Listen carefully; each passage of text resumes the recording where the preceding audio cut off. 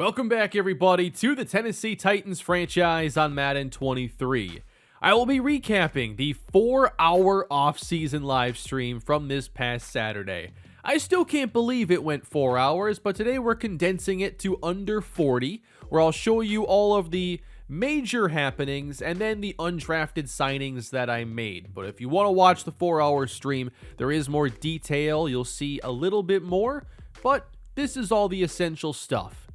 In these videos, I try to also capture my thought process going through each step of the offseason, but I spent 2 to 3 hours before the stream began going through the draft prospects because you need to spend the time if you want to really know the class, and we didn't have a lot of picks. I wanted to see the best way to attack our needs, and I really focused in on the players that were realistic for us to draft, and guys I would consider at various spots. The player who's been generating the most hype seems to be Sal Sexton, and with his athleticism and skills, I thought he was basically the #1 receiving target in this class, whether it's a running back, receiver, or tight end, and I really wanted to make him a priority. But when it came to our #4 selection, I wanted to learn more about the top players in the class because it felt like there weren't a lot of options for guys I wanted to take at 4. The edge rushers, though, were the strongest core at the top, and Grant Richardson has been the #1 player on my board all season, but we've played our way out of a likely chance to draft him as he's projected to go #1. I was also kind of overlooking a couple guys. Terrell Riddick, pass rusher out of Clemson, who is an outstanding athlete and a really good finesse rusher. I thought he might be the next best edge in the class, but it was either going to be him or Mike Parker, a good athlete, more injury prone, but also a good finesse rusher. So I felt like those two needed to be my individual workout players so I could figure out which one I preferred if they were both at 4.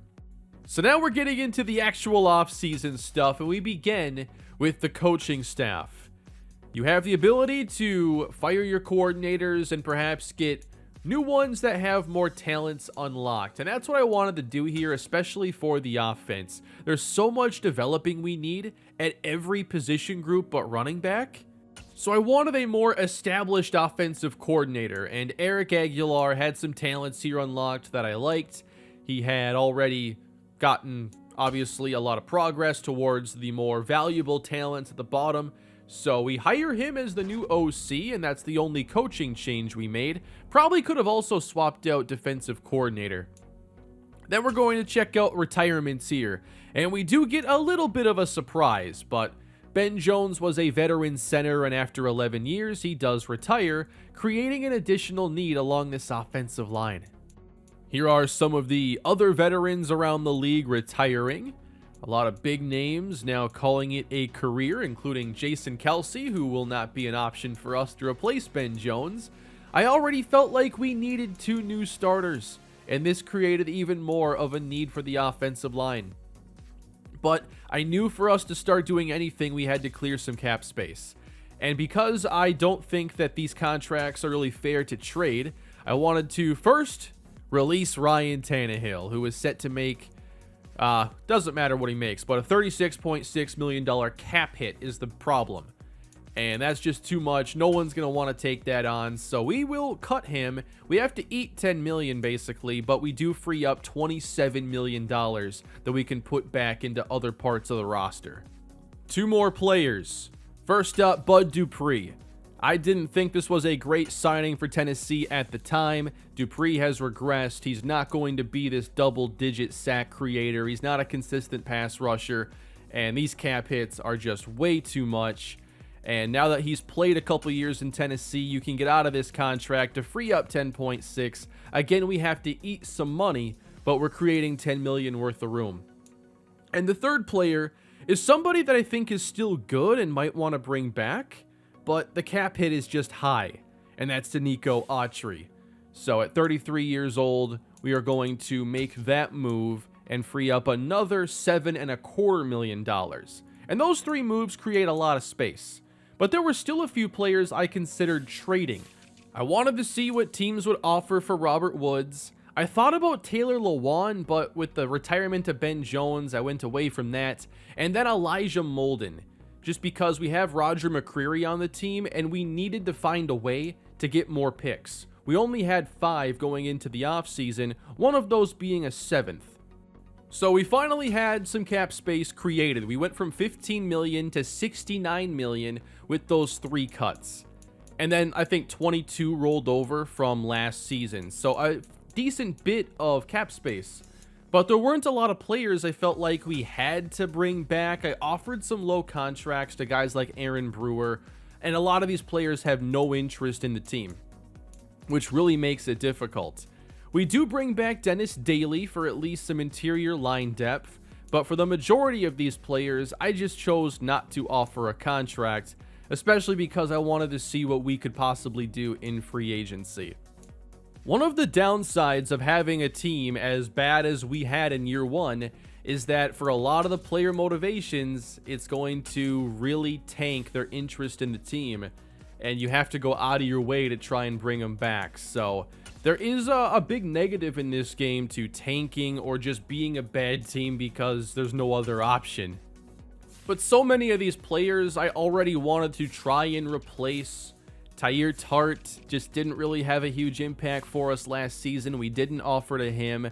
The last player, though, was Nick Westbrook-Akine, a player who I started to want to bring back at the end of the year because of the role he was playing, what he was doing downfield for us those last 3 games. But again, no interest, 73 overall, 26 years old. I'm not offering a lot of money, so we just couldn't get a deal. We wrap that stage up and now check the 3rd mock draft to see some of the players I'm interested in. They have mocked us Mike Parker at 4, and then have Terrell Riddick dropping down into the 10 range here, going to Washington. At 18, the first tight end comes off the board, and I wanted to find the right place to think about moving up for Sal Sexton, who finally joins the 1st round mock at 32 overall.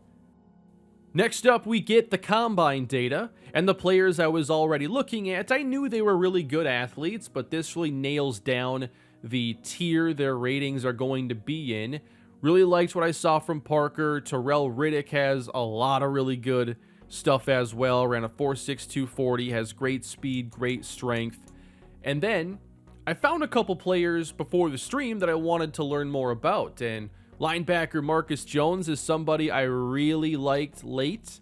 Ran a 4.6 340, elite linebacker speed, A awareness, A zone coverage.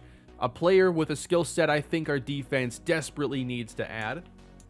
And then at wide receiver, you can see I only have 5 players on the board. I really did not like this receiver class, but I did think Lamont Marion had wide receiver 1 upside. He ran a 4.4 440. Good catch in traffic, short route running, spec catch. David Person, I felt like, was as good of a football player, but just a little bit worse of an athlete. And then Johnny Cheeks. We knew he was going to run fast. He ran 4.25, elite speed. And that was one of the main priorities of this offseason. We had to get faster at receiver, at running back. We had a slow team last year. Matthew Shirley was the only other deep threat in this class that I liked. I was afraid of the F catching. I've been told to not worry about that, and I think I have a clip of his ratings later on. And then we see Sal Sexton, elite speed at tight end, ran a 4.48. He just looks like the total package. I thought he was an elite tight end prospect with the receiving ability possibly of a guy like Travis Kelce, but also helps you in the running game a lot like a George Kittle. At center, a new need for us. Brian Freeman won the Center of the Year award, which I believe is the Remington in college football. And he looks like a plug-and-play starter who has a little bit of deficiencies in the running game. But I also like Timmy Church. He was an individual workout player early in the season. I identified him very early as a guy that I felt like was just overlooked and had day 1 starting upside, despite being a day 3 possibility. And I do love in this game how they've made it so 2nd, 3rd, and 4th round players are a little bit higher rated and are easier to play as rookies. The top tackles in the class would have been an option for me, but they weren't great pass protectors. And maybe I'm a little backwards here because, honestly, these power tackles that are more like Ike Ekwonu are an excellent fit for our scheme, but I just don't want to draft a tackle who projects as an average or worse pass protector. So they weren't really considerations. But we made it to free agency with a little bit under $7 million available to see what moves we could make. Top free agents include Odell Beckham Jr., Jordan Poyer, running back James Robinson, Elton Jenkins, the first player to really catch my attention, Calvin Ridley, Jimmy Ward, Javon Hargrave. Hargrave, another player I was interested in as I want more interior pass rush, and that is his forte, although he's not the best run defender. Marcus Davenport's there as an option. Edge rush was definitely something I wanted to look at. Jabril Peppers, love him as a player, didn't think he was a fit for us. But Elton Jenkins, I knew I had to make an offer. He's a complete offensive lineman. I'm pretty sure in Green Bay he's played all 5 spots, or has at least played like 3 of them. At running back, if I wanted to get that speed guy to complement Derrick Henry, Raheem Mostert seemed like the best option. But I wanted to get this offer in for Elton Jenkins to see what else we'd have left. And this is going to be a big offer, especially because he didn't have interest in us. So we know we have to come in pretty high with our money there. Eric McCoy was an option, but I just didn't really look at him in this stage. I wanted to focus on Jenkins. I knew he was versatile. But then the chat really got me to look at Netane Moody. He's a young guard, very strong, and I think a good fit for our kind of scheme that's really focused on just power running. I don't want to be in a position where I have to draft 3 starting linemen, so at least one cheaper offensive lineman made sense. I was really interested in Javon Hargrave, although his production hasn't been great. I felt like we'd have the money to make that work and see if he could give us an impact. And then Calvin Ridley was available. And this was really interesting because he has the speed that we're missing, but is a similar route runner to Robert Woods. And there weren't any teams interested here early on. So I decided to put out a 2-year offer worth a bit under $40 million. But I knew he couldn't be our only receiving target. Mecole Hardman, who is very interested in us, he has the speed that we've been missing. We didn't have any downfield presence on this team last year. And he's not a guy who's going to command the massive contracts. There were a couple other options, but Will Fuller has regressed with his speed, and then DJ Chark. I just chose to focus on Hardman instead, while also offering a deal to Raheem Mostert. So I could only offer to 5 players here in the initial stage for each eval period. So I put up my 5 offers. It was time to have them evaluated. And we see here that 2 players are off the board. 2 players have accepted deals, and we have acquired tackle Elton Jenkins and guard Netane Moody. Really good start to repair this offensive line.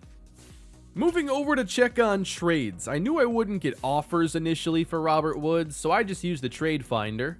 And I wasn't really blown away by any of these offers. He is older, mid-80s. Teams aren't willing to give up a ton for him. There were some deals there that people wanted me to accept, but I did not. And then Elijah Molden. Again, not really getting great offers. I felt like if I was going to get a good deal, it would be something I made manually. But we go back to free agency. Odell Beckham picks the Patriots, Jordan Poyer to the Eagles, Marcus Davenport to the Ravens. We do have some fun movement here for these top free agents. Eric McCoy goes to the Texans as they have a lot to do this offseason. And we'll go and offer a deal now to Mecole Hardman. I'm thinking just a 1-year deal, a prove-it contract, see if I can actually utilize him the way I want to. And then I knew I needed a backup quarterback.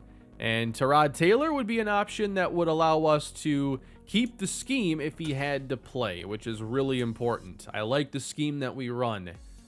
I decided to then pull the offer here for Calvin Ridley so I could look at making a different deal. Again, I can only have 5 active in this stage, and I wanted a true nose tackle that could help make a difference for our run defense. Akeem Hicks has been injury prone lately, but he was an option. And then just returning Danico Autry was always on the table for me, just at a lower number than what he had before. And if things didn't work out, I also liked Linval Joseph, who had some awesome years with the Vikings. But I began offering to Akeem Hicks. Not the strongest offer, but I was willing to just take a chance there. And then we have the offers evaluated, and not much going on in this stage, but we do get Raheem Mostert. So we add a complement to Derrick Henry's power, and again, focus on speed. At edge rusher, we're set to get back Harold Landry, which is huge for us. But I knew I needed more at edge rusher, so I offered a contract to Derek Barnett. And then we evaluate once again here in stage 1. And McCole Hardman has accepted a deal to come to the Tennessee Titans. Our offense gets a whole lot faster here in stage 1. And I thought that was a really good start. But I knew I needed more picks for this upcoming draft. If we had our regular 7 picks, I probably wouldn't want to trade Elijah Molden. But I felt like he was the one player that we could easily replace with Roger McCreary, and we do get a deal done. So he is going to the New England Patriots for a 3rd and 6th round pick, where he is going to be their 2nd highest rated corner, entering year 3 with 2 years on his contract and star development. So I thought that was a very fair trade for both sides. But we have to get things figured out here in free agency. We increased the offer for Tyrod Taylor, and then we revisit Ola Adeniyi, who was productive for us last year, just not all that consistent. I was okay to have him return. And then we evaluate here in stage 2. Everybody makes a decision, and we do get Autry back, and we also bring back Ola Adeniyi and welcome Tyrod Taylor to Tennessee. So Akeem Hicks went elsewhere. I'm actually not sure where, but Linval Joseph was still available. And then we check out the mock draft 4. We see the Texans are interested in tight end at 18, but Roy Hahn is the consensus number 1, while Sexton is more the number 2. I felt like here in the 15 to 19 range is where I had to trade up. And a big part of this talk here was about the draft reset bug. And if we could avoid it, people have talked about don't trade during the draft because that can cause problems. And I felt like, okay, if I can get a trade before the draft into one of these spots, I feel good about that. And I didn't know if like trading during the draft would cause problems, but I mean, this bug that has now been in the game for its entire life cycle, which is nearing 100 days, you know, forces you to consider what you have to do to avoid it. And I want the series to hopefully go strong for the foreseeable future. So we end up trading with the Dallas Cowboys to 17. We give up our 2nd round pick, of course, a 3rd round pick, and a future 2nd. And that was the trade up to hopefully get Sal Sexton. It's a lot to give up, but I thought he was the right player. We're almost done now with free agency, and Calvin Ridley still has no interest. So I decided why not throw another offer his way. This time, though, only 1 year, $10 million. I can hit evaluate a couple times here. First time he said no. Second time, he's accepted a deal. And Calvin Ridley is a Tennessee Titan. He did not take the previous 2-year offer and now just goes for 1 year, $10 million. But I knew that if I made that move and we got Calvin Ridley, I would want to trade Robert Woods to create cap space. So I thought this was a pretty fair trade. I offered him to Chicago for a 3rd round pick, a team that has a ton of cap space, doesn't have a route runner like him, and needs another weapon for Justin Fields. This gave us a pair of 1st round picks and 3rd round picks, and in total, 7 draft picks. Really happy with the offseason to this stage, with a lot of surprises. For the individual workouts, and I have the face cam on now for draft reactions, But I wanted to get a little bit more info on Terrell Riddick. Looks like he's pretty good against the run. C power moves, I like that. Mike Parker, A finesse, B block shed, C to D power, F injury though, when Riddick was not an injury risk. And then Marcus Jones. We get to see that maybe his run stopping's a work in progress. We get him to 90%. But that got us all ready for the 2023 NFL Draft. How can we make this Tennessee Titans team better? Here we go, everybody. The Seattle Seahawks pick number 1 in the draft. And they open everything with the selection of Grant Richardson out of South Florida. The number 1 edge rusher goes number 1 as expected. Detroit follows that up with their new quarterback, Miles Jeffrey from South Alabama. And then Pittsburgh. They go with Edward Burney, who actually did not participate in the combine due to injury. And that leaves us at 4, with both edge rushers I was considering, but Terrell Riddick was our guy. And we start off, our first pick of the series is a hidden dev pass rusher. Riddick, 85 speed, 82 strength. Cannot wait to see him play. A few picks later, the Houston Texans address their offensive line with LaMichael Roundtree, who wasn't one of my favorite tackles in the class. You'll see him later on. And then Seattle, with their second first-round pick, they go with Mike Parker. So they get 2 of the top 3 edge rushers in the whole class to rebuild their defense. And we're going to meet them in week 5. Later in the first, Philadelphia is on the clock, and they go with the first wide receiver, Marcus McAllister, who was the wide receiver of the year for the draft stories. Closing in on our selection, Lamont Marion goes to the Chargers, and I preferred him to McAllister. He's the second receiver taken. And 1 pick ahead of us, John Thomas, defensive tackle to the Dolphins. We're on the clock, getting the guy we wanted all along. For a while, I debated moving down from 4 to try and get him, but I liked the combo of going edge rusher and then up with our second round pick to try and get a game changer at tight end, who I was shocked to see had normal development. I thought for sure he'd have superstar. I still think he can get higher dev, but that's a surprise and a disappointment. Brian Pickett goes to the Texans. I liked him as an edge rusher. He was probably my 5th favorite in this class.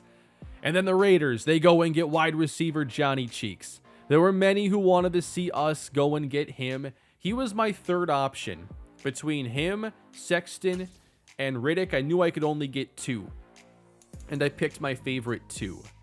Roy Hahn goes to the Vikings. Carolina, they go with a new quarterback in Eric Baker. And then 2 selections later, Green Bay is on the clock, and they take a quarterback, Nathan Stein from South Carolina.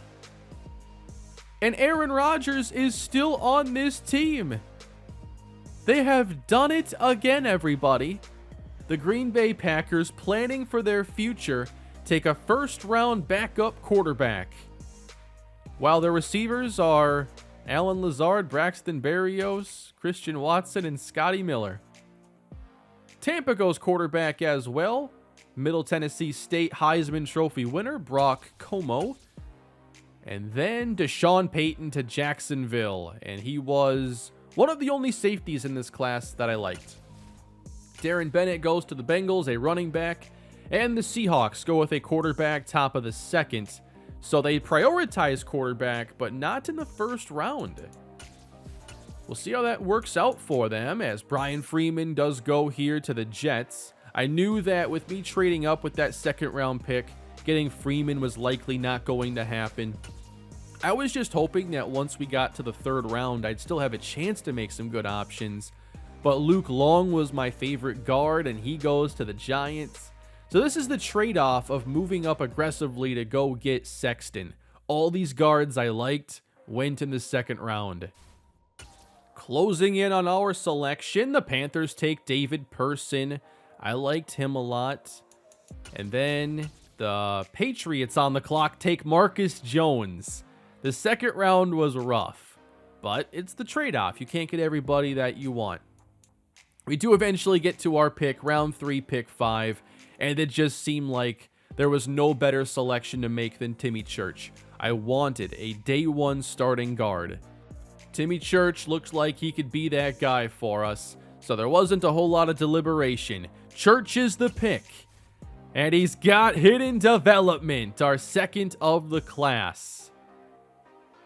And that, to me, made it a pretty good offseason as far as free agency and how our first 3 picks went.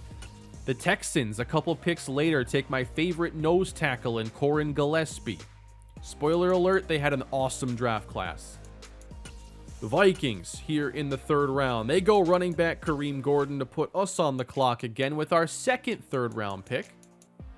And this time, I felt like there were a lot of ways to attack this area. You could go with a nose tackle, you could try to get an edge rusher, but at this point, the day 1 starters are pretty much gone.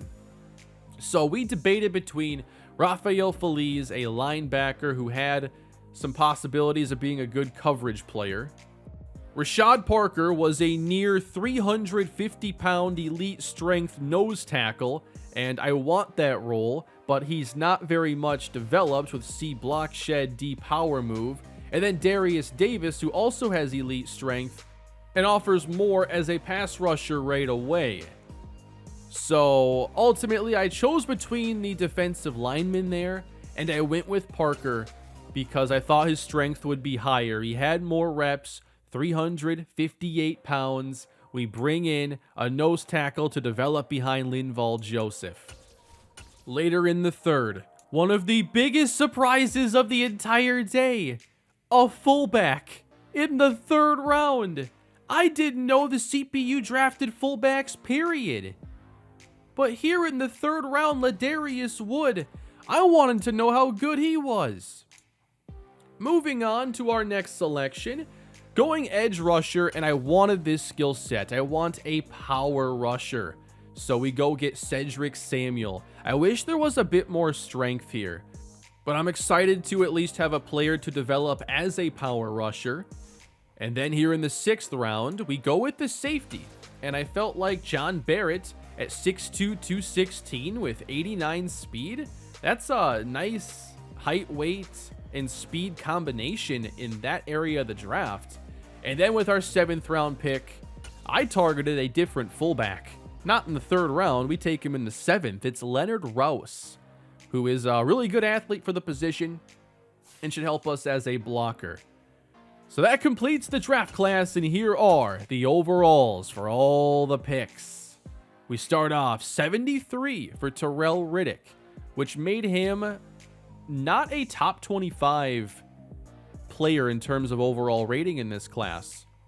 He begins as a 72 with 77 finesse and 85 speed. He isn't really good at much else besides his finesse rushing, so he might need a little more time to really come around. We'll see how much we get in year 1. And then Sal Sexton. He ends up with 89 speed, 83 catching, but low morale is hurting what would be a very good 68 run block on day 1. That is really good for that position. Route running's a little bit low, but I'm hoping that despite normal development, we can do a lot with him, and hopefully just get him to star development before too long. And then we move on to Timmy Church at 71 overall. 86 strength is pretty average, but I feel like for a 3rd round pick, these ratings make him a decent year 1 starter. And then Rashad Parker's is 71. I don't think he's ready to play right away, but that's a good start for a guy who's very strong, and I want to develop into a run game wrecker. Cedric Samuel, the power rusher now, 67 overall. He has 73 power, 76 block shed. So a more well-rounded player than Terrell Riddick. And then John Barrett at safety. 89 speed, 65 zone coverage without that morale dip, 60 tackle. So kind of a pure cover guy, not a very good run defender. And then Leonard Rouse, 78 speed, 85 lead block, 83 strength. I think he can carry the football, catch the ball, lead block. I feel like the fullback is going to stay important to this offense, and he was the one I was targeting all offseason. The number one player in the class, Grant Richardson, did go number one, which honestly doesn't happen all that much in my time doing these drafts. There were some really good running backs here that went late first and late second. Mike Parker is a 76, Chris Ware, a corner, is 76, and Sal Sexton is tied for the highest rated tight end as far as overall goes. But we gave up, obviously, a lot to go and get him. We didn't get great value just because there were other good tight ends, but I feel like we did get the best one. We just didn't get the development and gave up a lot of picks to make this happen. But Grant Richardson, he goes number one. If he had been available at our pick, he would have been our selection. But it's really exciting to see what Seattle is doing here with these two picks that could really transform this defense. Although Mike Parker, normal development. Miles Jeffrey had normal development at quarterback. But I still think the Lions got somebody who can be their franchise quarterback. The Texans, meanwhile, LaMichael Roundtree, so it turns out he has some lower ratings, but good development. He's just not strong. I think he's always going to struggle in the running game. The first receiver selected was Marcus McAllister. His route running needs some work. He's a decent athlete. There's nothing really spectacular about his skill set. I really think Lamont Marion's going to be a lot better.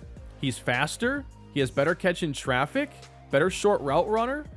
Before the draft, I thought Marion was the better player, and this confirms that.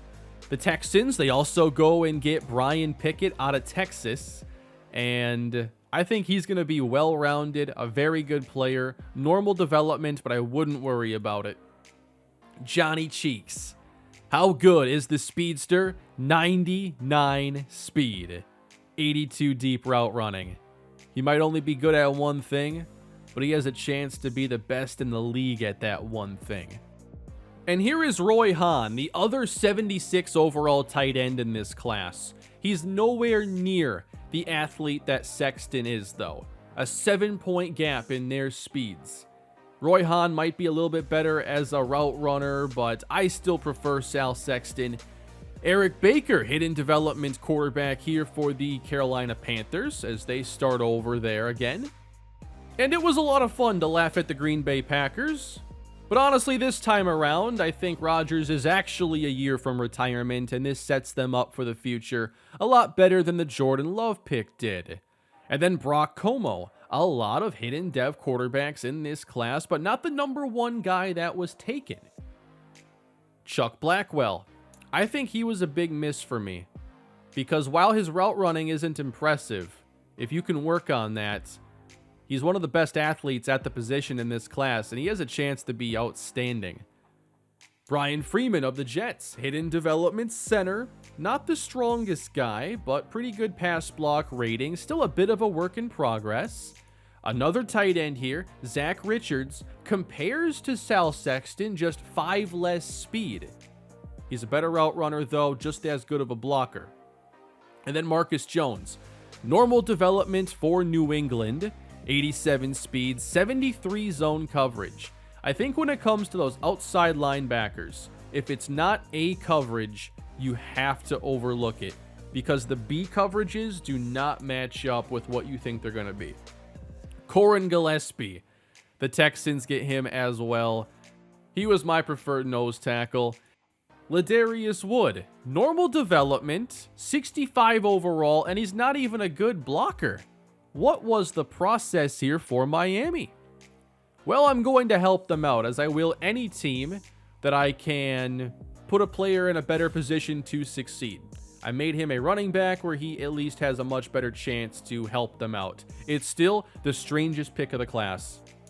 And that wraps up our offseason. I really enjoyed going through it. I think we made a lot of good additions, and I'm excited to see what this team looks like entering year 2. I think we're going to be a lot better.